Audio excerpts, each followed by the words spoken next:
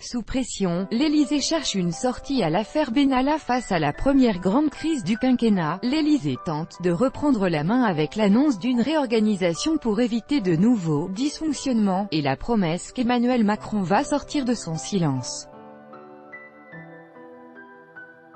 Lors de leurs auditions lundi devant les députés, le ministre de l'Intérieur Gérard Collomb et le préfet de police Michel Delpech ont tous deux désigné l'Élysée comme étant l'autorité hiérarchique d'Alexandre Benalla.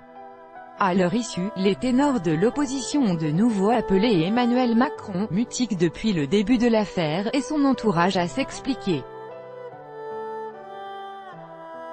Les ténors de la majorité lançaient de leur côté la contre-offensive calée dimanche soir lors d'une réunion à l'Élysée réunissant autour du chef de l'État le Premier ministre Édouard Philippe, le ministre de l'Intérieur Gérard Collomb, le porte-parole du gouvernement Benjamin Griveaux et le secrétaire d'État aux relations avec le Parlement Christophe Castaner.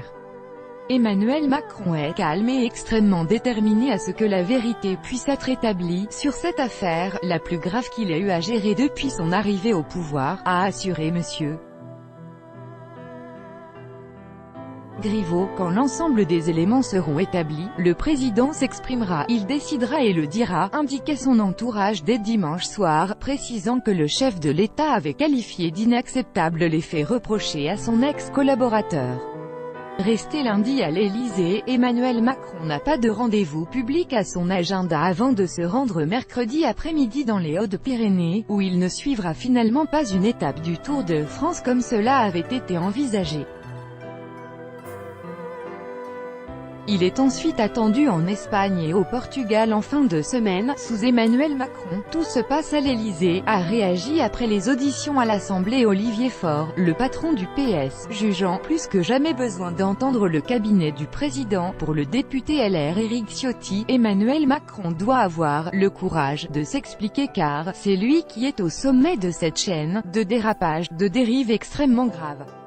Les protagonistes de l'affaire Benalla. Copyright AFP, Mariam El Mouchi, c'est donc au cabinet du président qu'il faut aller chercher les responsabilités, a également déclaré Marine Le Pen, présidente du Rassemblement national. Le directeur de cabinet de l'Élysée Patrick Stroda devrait être auditionné dans les prochains jours par les députés puis par les sénateurs, qui entendront aussi jeudi le secrétaire général Alexis Kohler, bras droit d'Emmanuel Macron. La sécurité en question avec cette succession d'auditions dans les prochains jours et les enquêtes judiciaires en cours, il est plus compliqué pour le président de prendre la parole, estime Bruno Jambard, directeur des études d'Opinionway. Selon cet expert, il aurait dû probablement parler tout de suite, en reconnaissant une erreur sur la première sanction infligée à Alexandre Benalla pour avoir frappé un manifestant le 1er mai.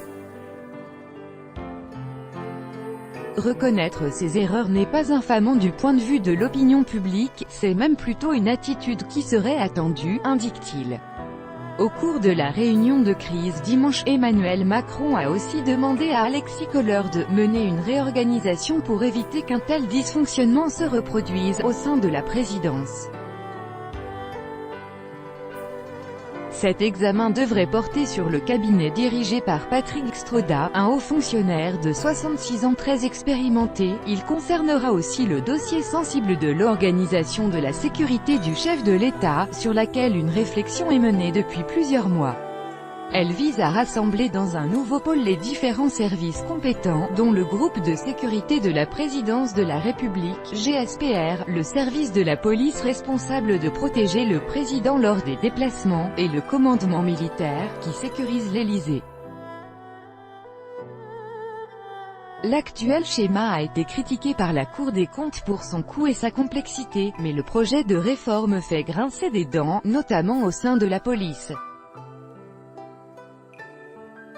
À la lumière de l'affaire Benalla, Jean-Paul Maigret, secrétaire national du syndicat indépendant des commissaires de police SICP, a dénoncé samedi dans Le Monde la logique dangereuse de créer une entité à part, sous l'autorité unique de l'Élysée, qui pourrait recruter en dehors de la police et de la gendarmerie.